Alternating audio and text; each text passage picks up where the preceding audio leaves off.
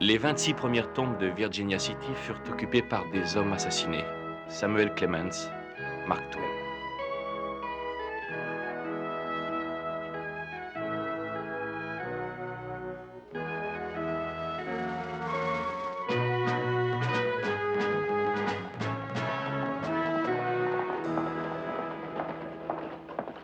Ah, j'hésite, Ben. Je ne sais pas si cette idée de voyage est raisonnable. Soyez pas inquiet, Goodman.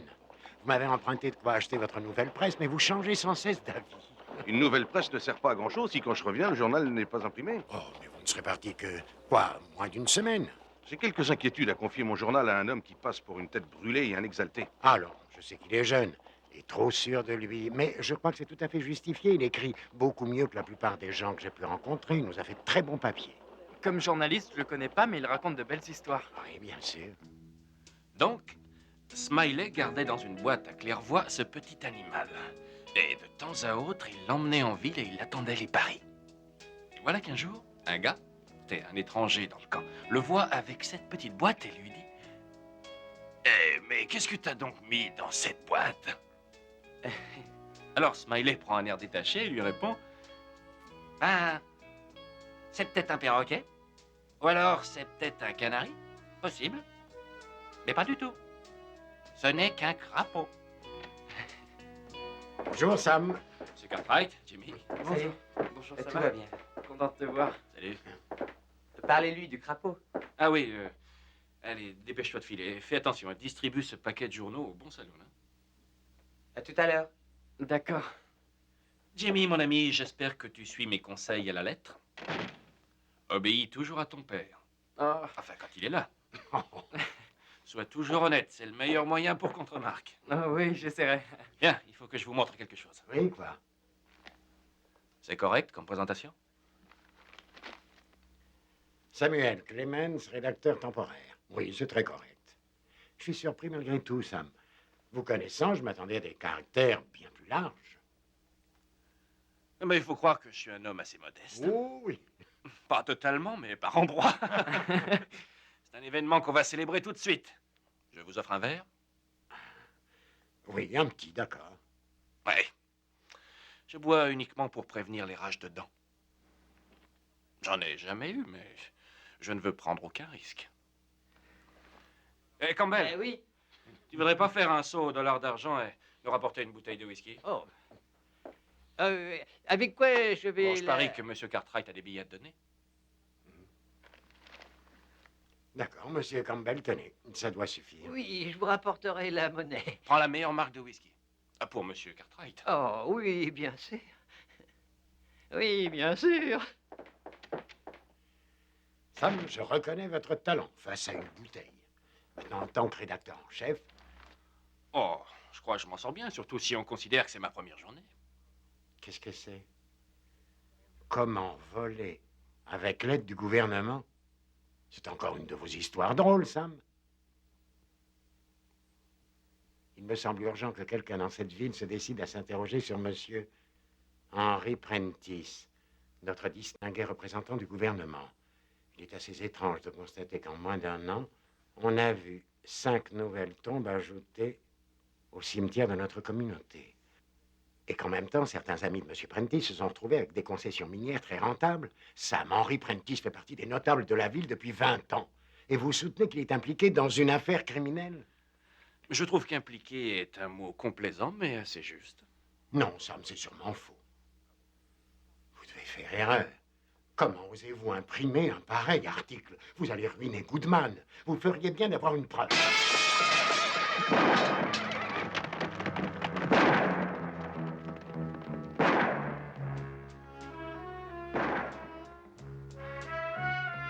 Il y a des gens un peu chatouilleux dans le coin. Mais au moins, ça prouve qu'on lit mes articles.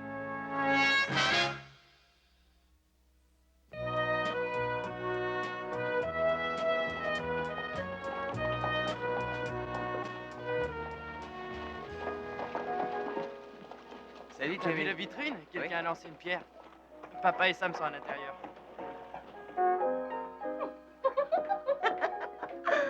Bart, une autre tournée. Ah non, pas pour moi, merci, Sam. Je n'ai rien contre la sobriété. Enfin, sauf pour moi. Bert, Rien pour Monsieur Cartwright. Vous savez, Sam, votre article dans le dernier numéro a mis sans dessus-dessous notre petite ville. Herbert, il faut peut-être en parler à Monsieur Cartwright. Il y a tant d'imbéciles sur Terre. Il croit que j'ai été contaminé aussi.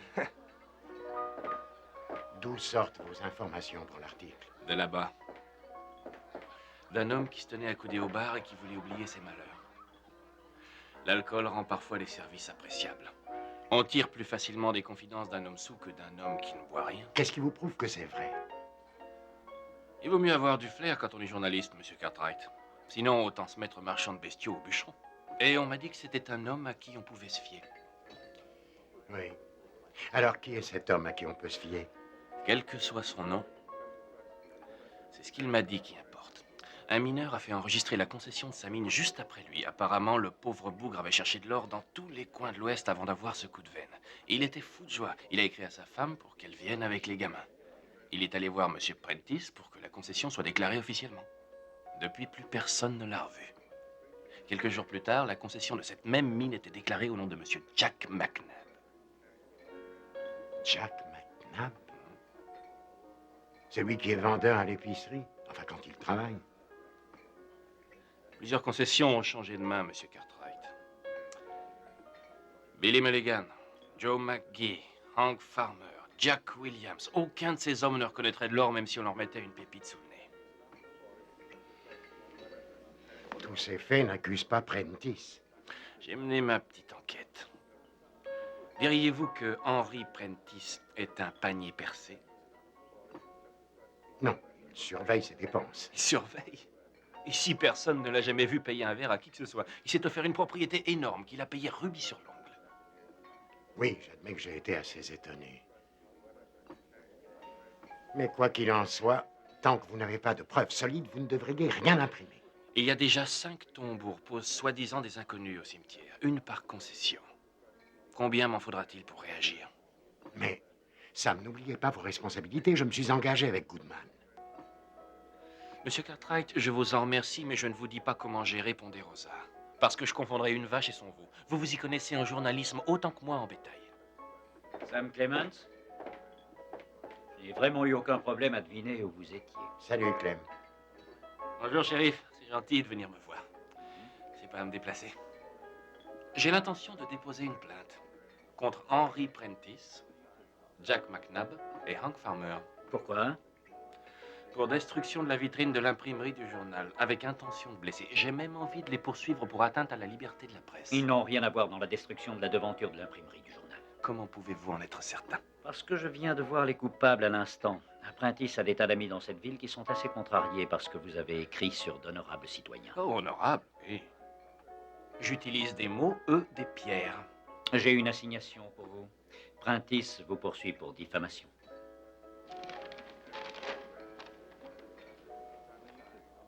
$10 000? Ah bon, c'est tout? Bon, je vais aller voir Prentice et tâcher d'arranger cette histoire. Le seul moyen de tout arranger, c'est qu'il accepte de nous signer des aveux complets. Bon, alors prenez pas cet air inquiet. Comment est-ce que je pourrais perdre contre un idiot qui croit que j'ai $10 000? Nous sommes réunis pour juger de la plainte en diffamation déposée par Henry Prentice contre Samuel Clements, rédacteur en chef, et son journal. $10 000 sont demandés en dommages et intérêts. L'audience est ouverte. Avec mes $5 par semaine, il me faudra du temps pour payer. Monsieur Clements, le journal est responsable et doit aussi participer. Nous avons des visiteurs. Des chercheurs d'or frais et moulus. McNabb, Mulligan, Farmer, McGee et Williams. Ils appartiennent à la légende de ce pays. Est-ce que les avocats sont prêts à procéder au choix des jurés? Oui, votre honneur. Oui, votre honneur. Monsieur Caldwell, est-ce que vous connaissez l'accusé, monsieur Samuel Clements? Je le connais. Je l'ai rencontré quand il est arrivé à Virginia City. Vous le connaissez bien? Non, non pas très bien. Avez-vous lu l'article malveillant et diffamatoire? Objection. contre- La diffamation n'est pas prouvée. Objection accordée. Je reformule ma phrase. Avez-vous lu l'une ou l'autre de ces allégations contre monsieur Prentice, parues sous la signature de l'accusé? Difficile de faire autrement, à supposer qu'on ne les ait pas lus. Tout le monde en parlait en ville. Sam Clements a traité Prentice de voleur et même pire. Récusé, vous pouvez partir. C'est très bien. De toute façon, je voulais pas de lui comme juré. Ah oui, j'ai lu l'article, bien sûr. Et comment je saurais tout ce qui se passe en ville, hein, sinon? Votre honneur, où dénicherez-vous un homme à Virginia City qui ne connaît pas cet article? À moins d'être sourd, aveugle ou simplet. Monsieur Clemens, ça n'est pas à vous de parler. Sam, Osgood est le meilleur avocat de la ville. Vous devriez vous en remettre à lui. Oui, mais il m'inquiète un peu. Il est différent de ses confrères. Oui, ce monsieur ne me dit rien qui vaille. Votre honneur, voudriez-vous informer l'accusé qu'il est de coutume de sélectionner des jurés qui n'ont pas de connaissance antérieure de l'affaire jugée? Votre honneur, la loi dit que j'ai le droit d'être jugé par mes pairs. Donc tous les hommes capables de lire. Monsieur Clemens, je vous préviens. Ou bien vous réservez vos figures de style aux articles que vous publiez, ou bien je vous condamne pour outrage à la cour. J'ai autre chose à vous dire. Monsieur Clemens, ça suffit. Monsieur Merrick, êtes-vous prêt maintenant à entamer le procès? Oui, votre honneur. Je voudrais demander à monsieur Samuel Clemens de venir répondre.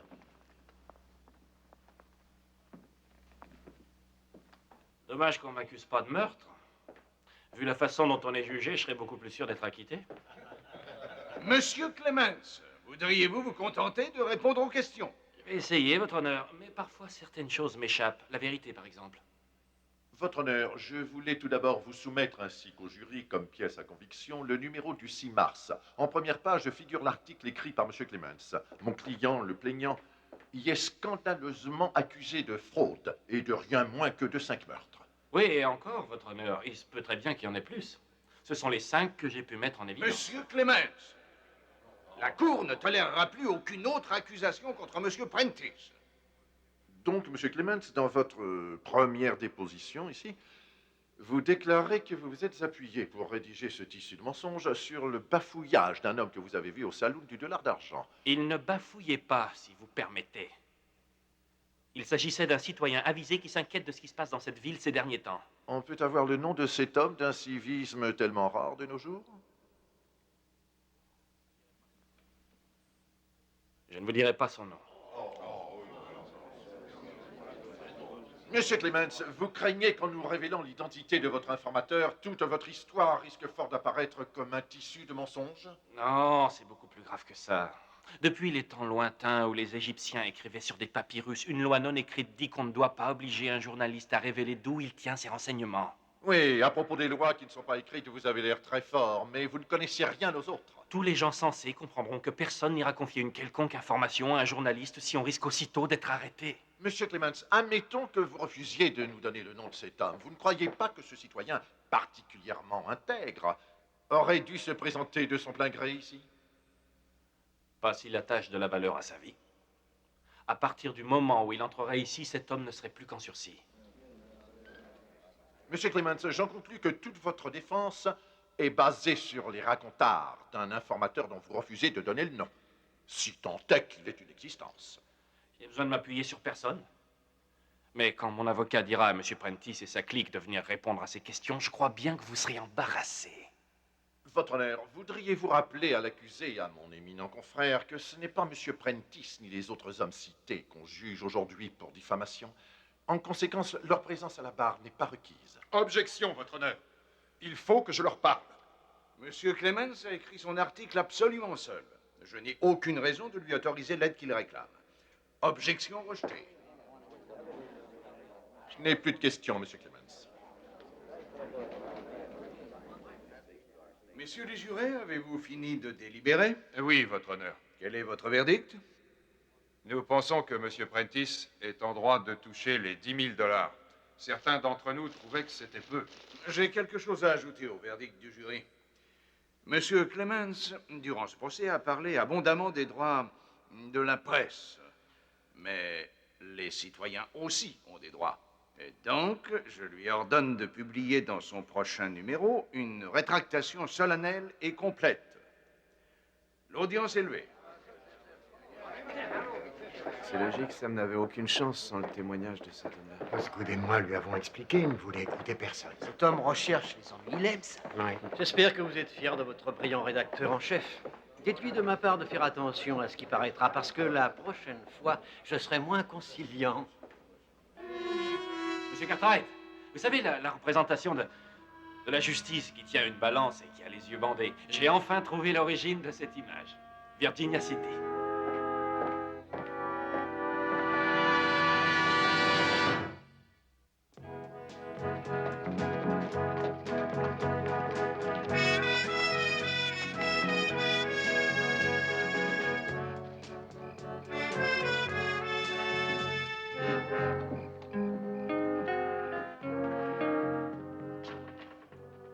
Bienvenue. Je vous offre un verre pour fêter la sagesse du jury. Non, merci. Bon, très bien. Je le garde pour un homme qui apprécie le bon whisky. Je suppose que vous avez contacté M. Goodman. Je crois qu'il a le droit de savoir, je lui ai télégraphié. J'espère que vous vous êtes excusé pour votre choix étrange de rédacteur en chef. J'espère que vous lui avez expliqué que la bonne graine a mal tourné malgré vos soins les plus attentifs. Non, j'ai expliqué que Osgood avait fait appel tout de suite. Et s'il perd, ce sera à moi de payer Apprentice ses 10 000 $. A-t-on déjà admiré tant de magnanimité dans un être humain? Somme, l'alcool vous fait bien des sottises. Si seulement vous aviez raison. Ce que vous entendez, c'est de l'indignation. Corsé d'un petit peu d'alcool. J'ai pensé qu'il valait mieux que je passe pour voir cette rétractation que vous devez publier. Oh oui, elle est là. Elle vient de sortir de mon esprit fécond. Mon vœu le plus cher, c'est que vous l'approuviez. Je le considère comme un modèle du genre. Voilà, le rédacteur en chef du journal présente publiquement ses excuses pour avoir porté atteinte à la réputation du fonctionnaire bien-aimé Henry Prentice et des membres appréciés de la communauté, tels que Jack McNabb, Hank Farmer... Sam, vous y allez un peu trop fort. Si je suis forcé de lécher les bottes de ces gens-là, autant ne pas faire les choses à moitié. Sam, soyons sérieux, le but n'est pas de se moquer d'eux. Ah non, arrêtez, monsieur Cartwright. Vous possédez peut-être un gros ranch, mais vous ne corrigerez pas Sam Clemens.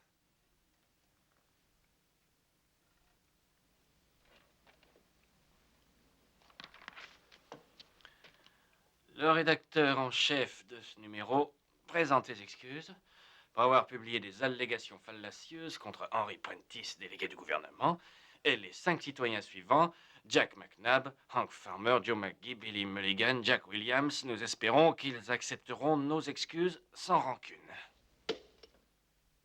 C'est mieux. C'est plus proche de ce que le juge avait à l'esprit, c'est certain.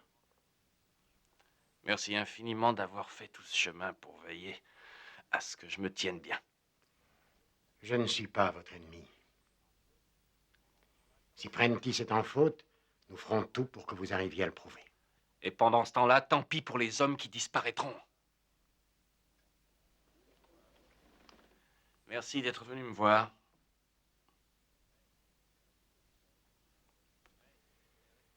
À demain. Ouais, et restez quand même vigilants.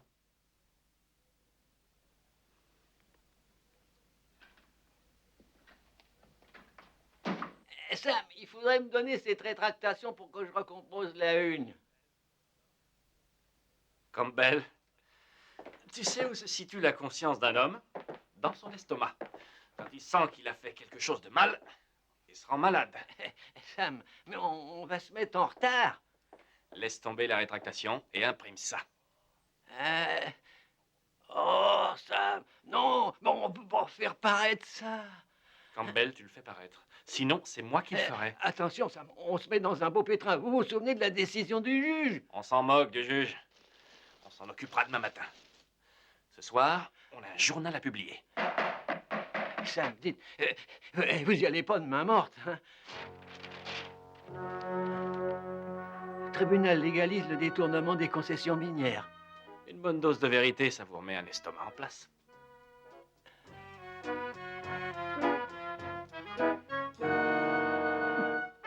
Fermé jusqu'à nouvel avis.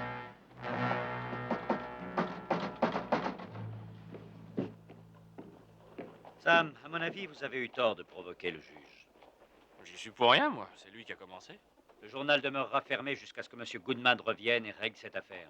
Bien, en principe, vous devriez tous reprendre le boulot la semaine prochaine. Au revoir, à plus tard. Bon alors, c'est pas la peine de faire des têtes pareilles. Rappelez-vous que les gens attaquent toujours la presse. Leur victoire n'est que provisoire. Monsieur Clemens, qu'est-ce que je vais dire à ma mère? Eh ben, t'as qu'à lui dire que t'as imprimé le plus important des articles de l'année et que t'as gagné quelques jours de vacances imprévus. Je vous remercie, monsieur Clemens. Alors, mes amis, que diriez-vous d'aller célébrer ma remarquable ascension de la fortune à la pauvreté?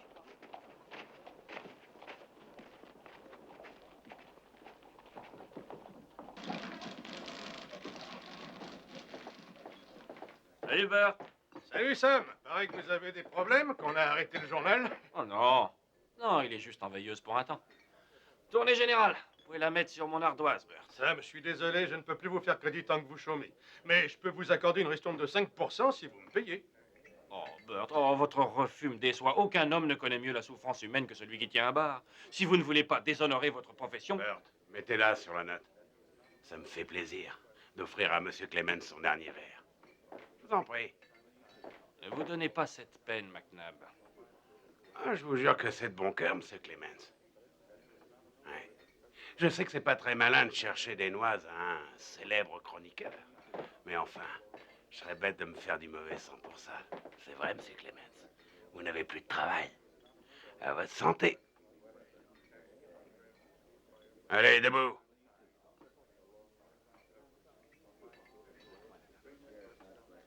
Levez-vous si vous êtes un homme.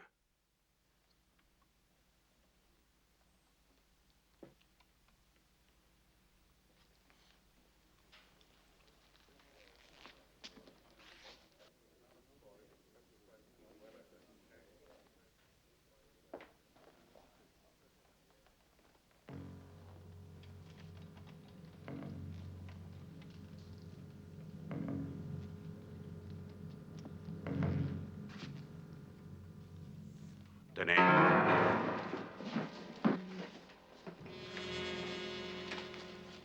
Voyons, c'est avec ça. Vous savez aussi bien viser qu'avec des paroles. Vous avez environ 3 secondes. Il a plus que ça. McNabb, si vous n'êtes pas content, allez vous plaindre au shérif. Vous protégez toujours votre brillant poulain, hein?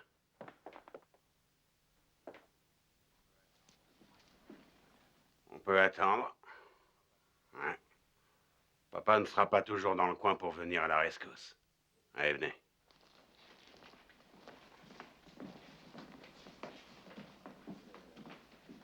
Je ne suis pas très sûr de me féliciter de vous voir, monsieur Cartwright. Mais c'est vrai que vous tombez à point nommé. Bert, une tournée sur la note de monsieur Cartwright. Non, merci. Vous tourmentez pas. Je lui aurais rabattu le caquet en vitesse. Où est passée la rétractation que vous m'avez montrée hier? J'ai réfléchi et j'ai préféré rester cohérent, sinon les lecteurs ne comprennent plus. Alors vous arrêtez tout simplement. Oui, temporairement. On ne doit pas publier un journal si on ne peut pas y dire la vérité. Dans ce cas, mieux vaut ouvrir une épicerie. Comment dois-je prévenir M. Goodman? Dites-lui que vous avez commis une erreur. Vous vous imaginiez que publier un journal, c'était facile et amusant. Vous pensiez que quand on marche sur les pieds de quelqu'un dans un article, il suffisait ensuite de faire la révérence et de dire pardon. Je n'ai pas dit que vous faisiez fausse route, je vous ai dit d'attendre. Et en attendant, on me demande de couvrir de fleurs Prentice et sa bande d'assassins, mais je refuserais, même si je n'avais aucune conscience. Vous me voyez navré d'avoir compromis la position de la famille Cartwright comme référence de cette communauté. Mais si vous êtes contre, il fallait vous trouver un autre rédacteur. Un qui pourrait pondre 3 pages sur la naissance d'un veau à Ponderosa. Là, vous seriez à l'abri des ennuis. Très drôle. Tous ces messieurs ne comprennent rien au journalisme, apparemment. Je vais boire avec des gens plus avisés.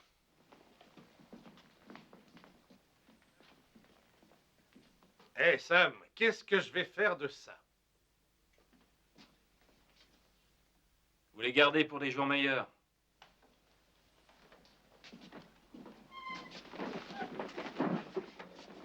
J'étais sûr que tu n'arriverais pas à le raisonner.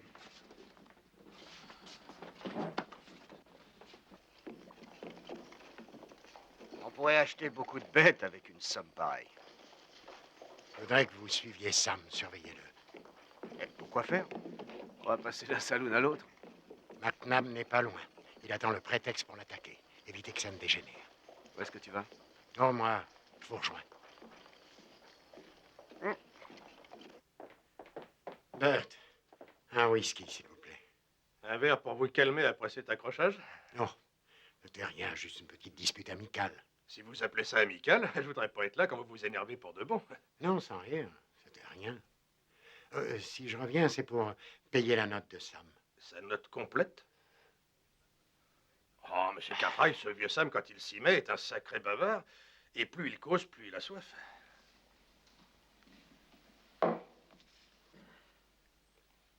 $15, $17. Ils étaient nombreux à boire? Oh, pas pour toutes, en tout cas. Parfois, ils étaient deux, simplement. Tenez, cette note de 17 $. Elle remonte à jeudi ou vendredi, je crois. Ce sacré Sam a discuté pendant des heures avec un mineur. D'ailleurs, ce type me semblait drôlement embêté. Vous vous souvenez de son nom? Non, non, je ne retrouverai pas. C'était un nom comme Hodges. Ah, ça y est, je me rappelle. C'était Hutchins, Dan Hutchins, voilà. Dan Hutchins. Faites le total, Bert. Ah, je l'ai déjà calculé, ça nous fait 78,25 $. Oh, et Sam ajoute toujours 10% de pourboire. D'accord. Tenez, je crois que ça devrait suffire. Merci, M. Cartwright. J'espère pour vous que ça vaut le coup. Oh oui, je le sens.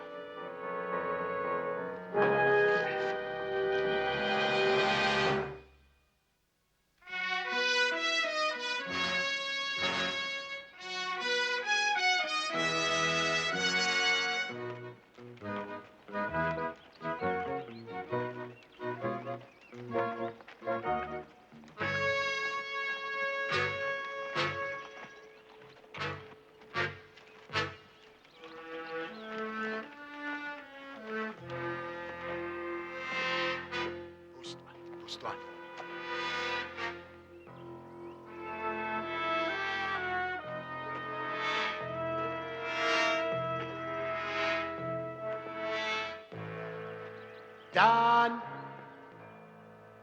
Dan Hutchins.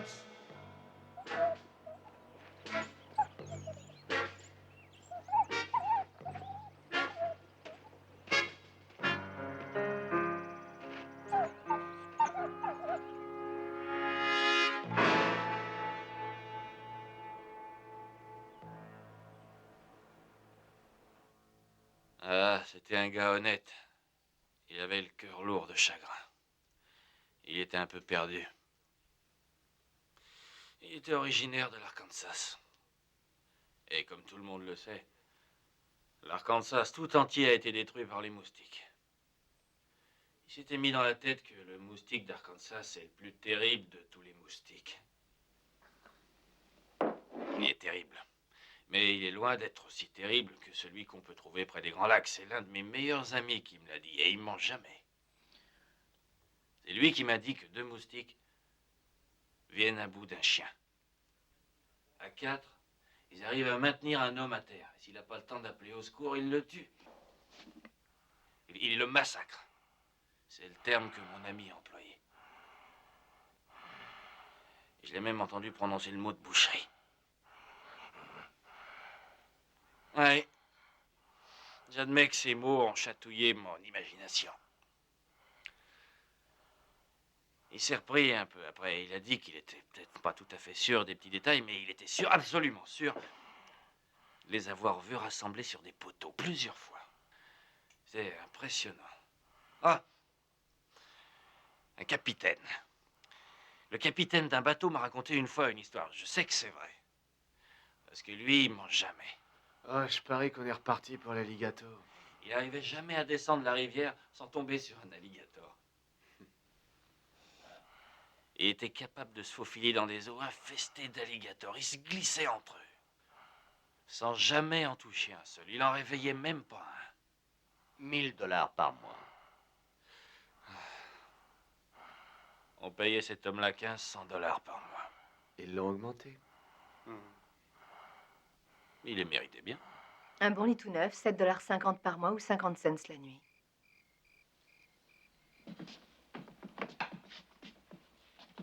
Allez, bonsoir. J'ai apprécié votre compagnie. Comme celle de 2 serpents à sonnette. En tant que citoyen américain, je me réserve le droit d'inviter qui je veux à partager ma nuit. Allons, vous devriez vous reposer. Faites pas attention à nous. Et on va rester encore un peu, hein? J'ai pas besoin que vous me protégiez. Personne s'est approché de moi à part vous deux. Je fais ce que papa m'a dit. Mais enfin, je me tue à expliquer à papa que c'est pas des histoires, ce que je racontais. Et voilà, tout à coup, papa décide de se faire du souci pour moi. Mais tout ce que je veux, c'est la paix. Passez une bonne nuit, vous vous sentirez beaucoup mieux demain. Et il y a peu de choses plus difficiles à supporter que de voir quelqu'un donner le bon exemple. Tiens, voilà, les gens se plaignent. Voilà, vous les empêchez de dormir.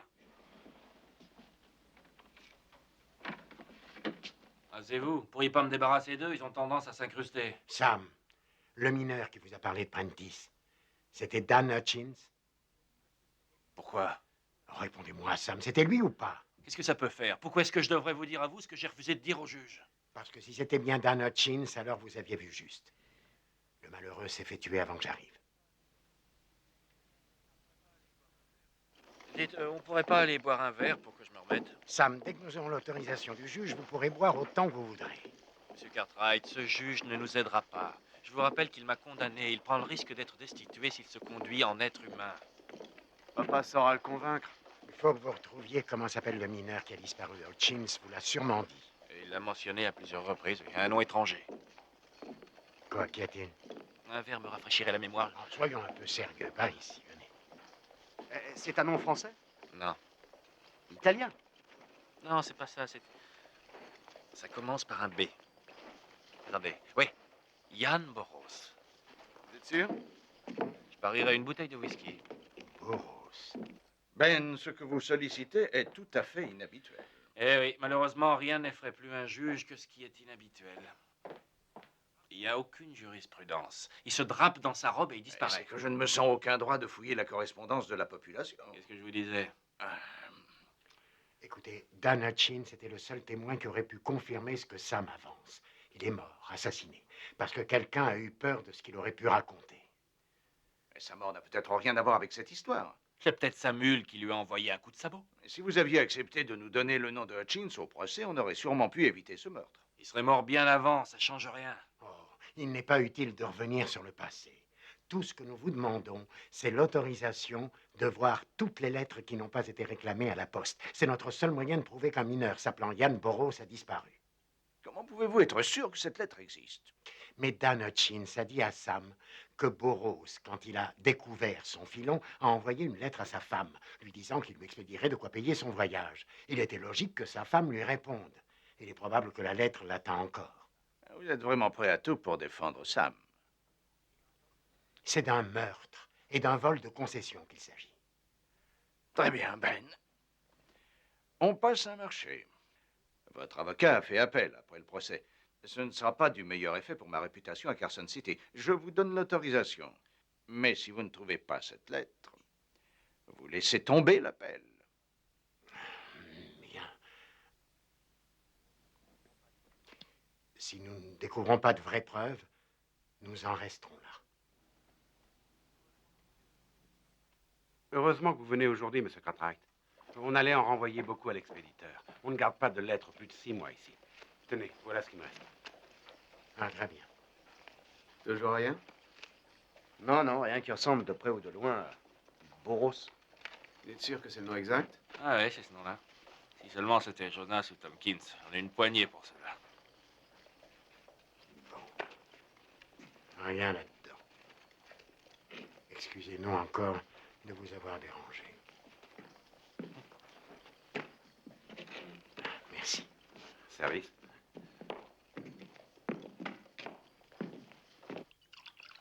Bert, c'est moi qui offre la tournée. Je le mets sur votre note? Non, aujourd'hui je paie en liquide. J'en garde toujours un petit peu en cas d'extrême urgence. Une espèce de fonds de prévoyance. Je me demande si je ne suis pas en train de rêver tout éveillé. À vous, monsieur Cartwright. Tout le monde vous doit le respect. Santé. Pourquoi? Pour avoir trouvé un plan qui a échoué? Monsieur Cartwright, mon jugement sur vous était faux. Je savais que vous étiez quelqu'un de correct, que vous étiez honnête avec les employés de Ponderosa, que vous veillez sur ce qui se passe à Virginia City d'un œil assez paternel. Tout ce qu'il faut pour entretenir la magnifique réputation des Cartwright, mais vous valez beaucoup mieux. Vous plongez, quitte à vous salir si vous trouvez que ça vaut la peine. Vous savez bien tourner vos phrases. Je voulais que vous sachiez que je vous suis reconnaissant. Vous êtes fait beaucoup d'ennemis à Virginia City, et tout ça à cause de moi. Oui. Henry Prentice n'est pas prêt de vous inviter à souper. Non. Et le juge, il ne vous porte pas dans son cœur non plus. Mais il m'appréciera beaucoup plus quand je lui dirai qu'on ne fait plus appel. En prenant tous un verre et tâchant de trouver comment doubler ce vieux crétin. On n'y arrivera pas. Sam, nous sommes aussi bêtes l'un que l'autre. Quand vous avez du courrier à prendre, vous rendez-vous à la poste? Pas du tout, je viens ici, dans mon saloon préféré. Eh oui. Bert, Je peux voir ce paquet? Oh, il n'y a rien là-dedans pour Sam, monsieur Cartwright. Et puis, personne ne vous écrit au dollar d'argent. Oui, c'est juste, mais j'ai une autorisation du juge qui me permet de voir les lettres non réclamées de Yann Burroughs. Ah, laissez, je vous crois sur parole, monsieur Cartwright. Voyons. Non, en voilà une qui vient de Hollis, au Kansas.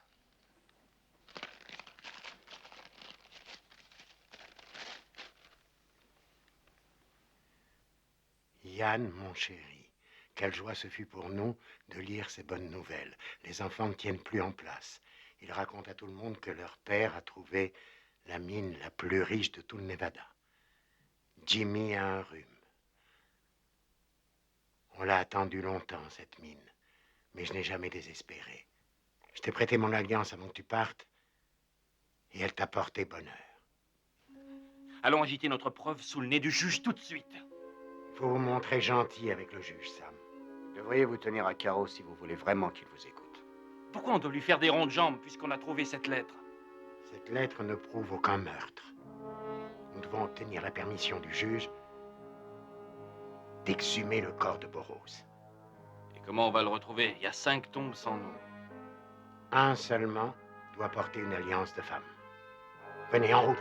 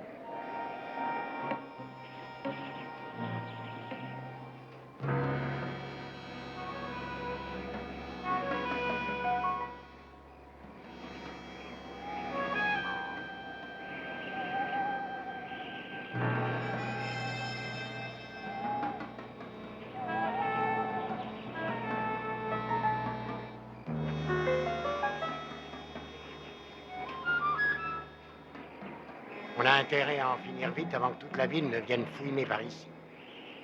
Ah ben, je demande pas mieux, moi. Par où on commence?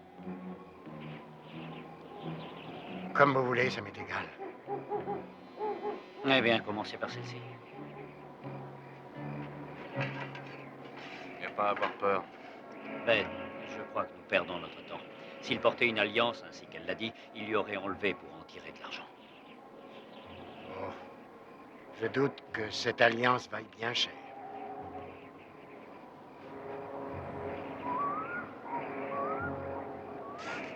C'est un drôle de travail.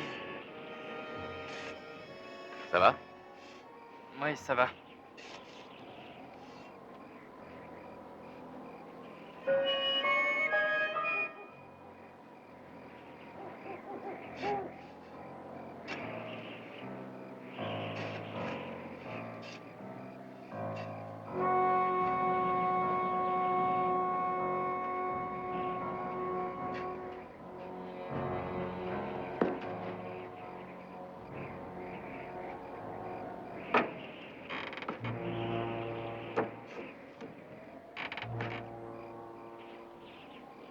Pas d'alliance.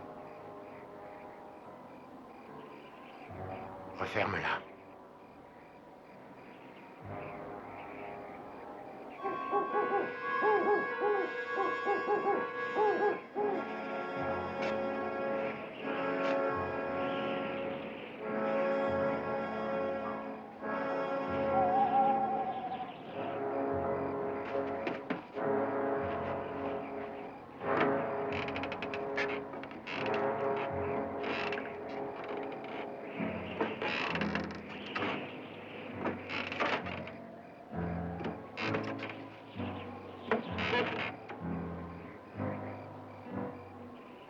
Toujours rien, pas d'alliance.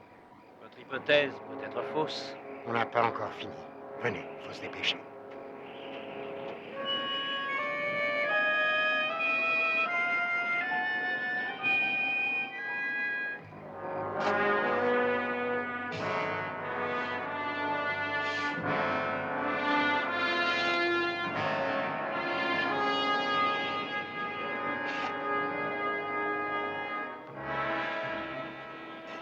ne sera plus très long, c'est la dernière. T'inquiète pas pour moi, ça va aller.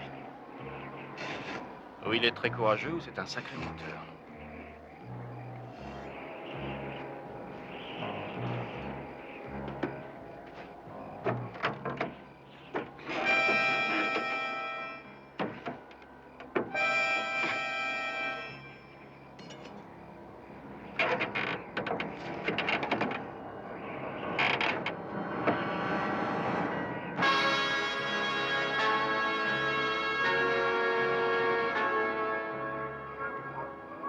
Ben voilà. On a ce qu'on voulait. Referme-la.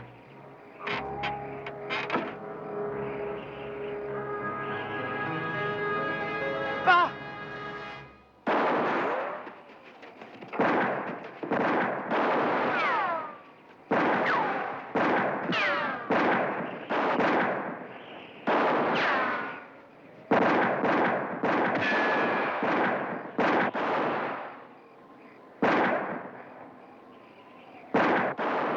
T'en veux un coup? Non, non, merci.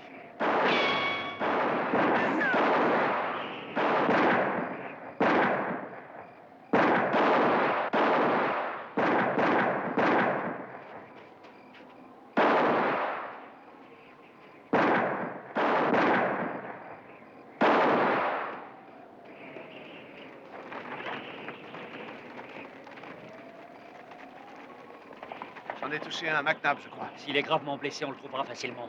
Refermez ces tombes, les gars!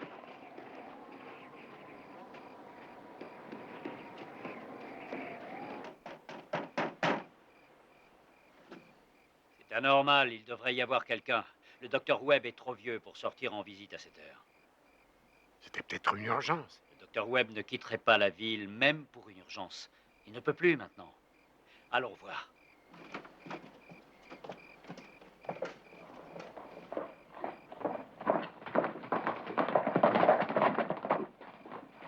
McNabb n'est pas chez le docteur Baldwin.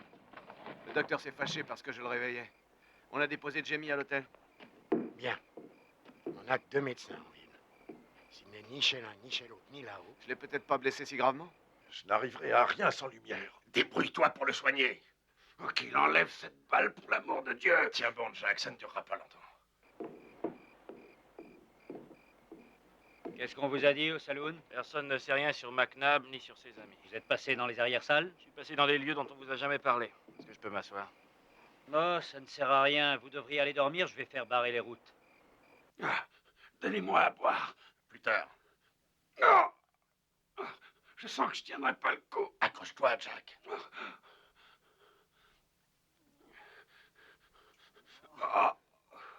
Et il y en a pour 1 minute, ils vont bientôt s'en aller.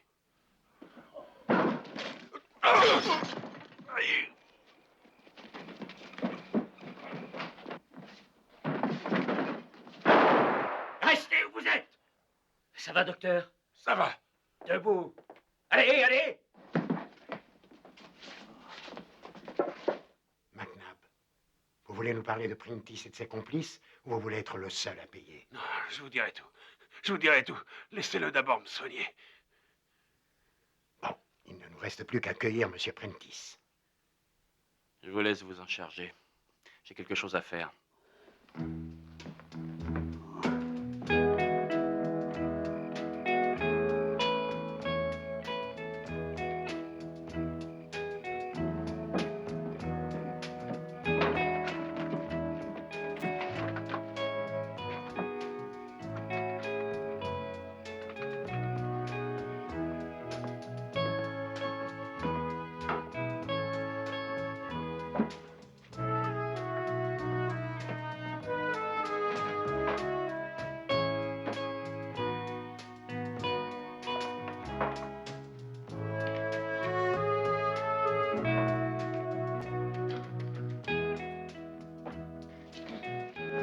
Vous pouvez retenir le prix de votre vitrine sur mon salaire, monsieur Goodman, s'il le faut.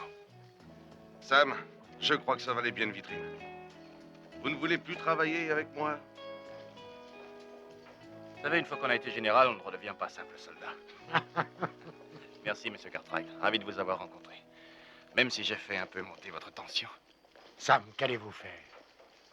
Je vais aller mettre mon nez dans les affaires de mes contemporains, comme d'habitude. Et je rédigerai des articles qui intéresseront peut-être des lecteurs. Un de ces jours. Et où sont vos bagages? Je vous aide. Je voyage toujours léger. Beaucoup de gens croient que je fume, alors qu'en fait, c'est ma valise. Ah, Jimmy, j'ai failli oublier, j'ai une histoire pour toi. J'ai pas le temps de te la raconter, mais tu pourras la lire. Merci, monsieur Clemens. Ah, le célèbre crapaud bondissant du comté de Calaveras. Vous trichez, cet article est signé Mark Twain.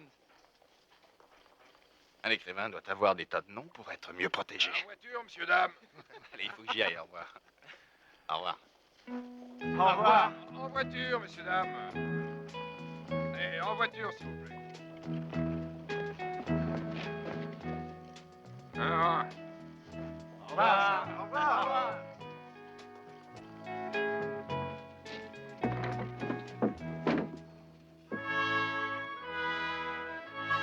Vous vous y ferez.